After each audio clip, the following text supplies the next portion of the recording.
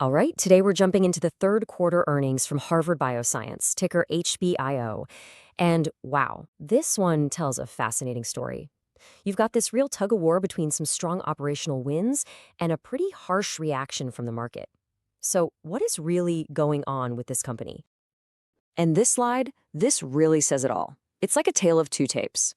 On one hand, you have the story management wants to tell. They beat on revenue, their margins are way up, and they're sitting on the biggest backlog they've had in almost 2 years. But then you look at the other side and you see the market story, an earnings miss that just hammered the stock. So which narrative is the right one? To even begin to figure that out, we've got to break down the key numbers that really moved the needle. So, the number that grabbed all the headlines? The GAAP earnings per share. It came in at a loss of 3 cents. Now, the folks on Wall Street, the analysts, they were actually looking for a profit of 1 cent. That 4-cent miss, that's what really set the negative tone right out of the gate. But here's where it gets interesting.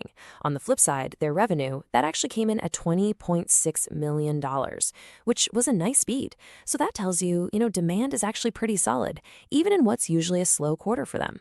They're selling more stuff than people thought they would.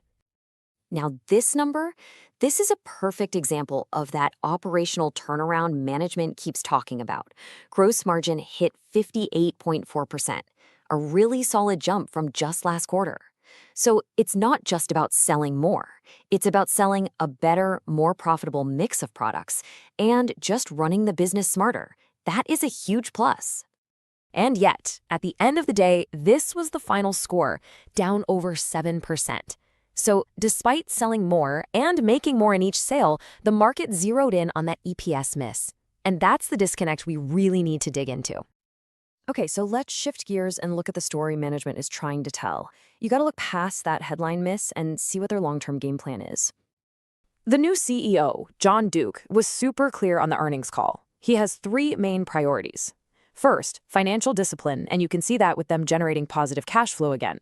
Second, get more people using their products, which that record backlog definitely supports.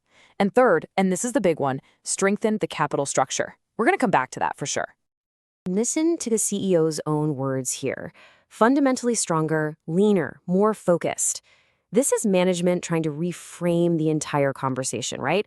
They're saying, hey, don't worry about one earnings number. Look at how we're reinventing this company for the long haul.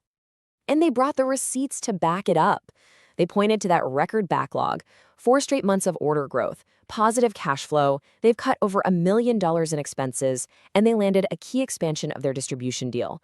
These are real, tangible signs that the plan is actually starting to gain some traction. So if the plan is working, why did the stock get crushed? Well, this brings us to the core tension here, the market's very real fears versus the company's potential upside. This slide pretty much lays out the whole debate. You've got the bulls, who see a debt deal getting done any day now, and a huge backlog that's ready to turn into sales. Then you've got the bears, and they're staring at a big debt deadline on December 5th, weak sales in China, a stock price under $1, and worries about government funding. It's a classic battle between operational momentum and some serious financial and macro risks. And what a wild year it's been for them. It started with a massive $48 million write-down that put everyone on high alert about their balance sheet.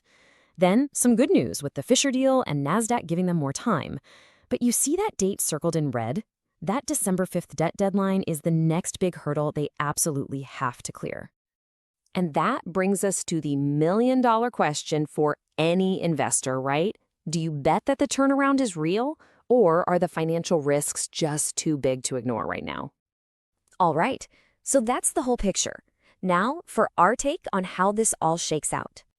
So here's the bottom line. For HBIO, everything, and I mean everything, comes down to one single event: getting their debt refinanced. The better margins, the growing backlog, the new products, frankly, it's all just background noise until they secure their balance sheet. Our prediction is that if and when they announce a successful refinancing, it's going to be a massive de-risking event for the stock. Once that huge question mark is gone, the market can finally pay attention to the improving business, and that should lead to investors being willing to pay a higher price for the stock. And that kicks off a pretty nice chain reaction.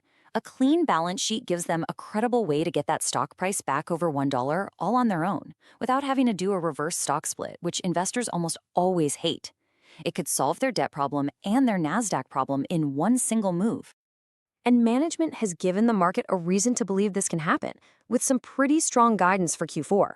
They're telling us to expect more growth in both revenue and gross margins. That provides a really solid foundation for the turnaround story while they work on getting that financing done. So, putting it all together, we're rating HBIO a market perform. Look, the operational progress is real, and the margin expansion is absolutely impressive. But the debt and Nasdaq problems are these huge binary risks that are just going to cap the stock's potential for now. This is a classic show-me story, and the moment they have to show us is when that refinancing deal gets signed. And we'll just leave you with this final thought.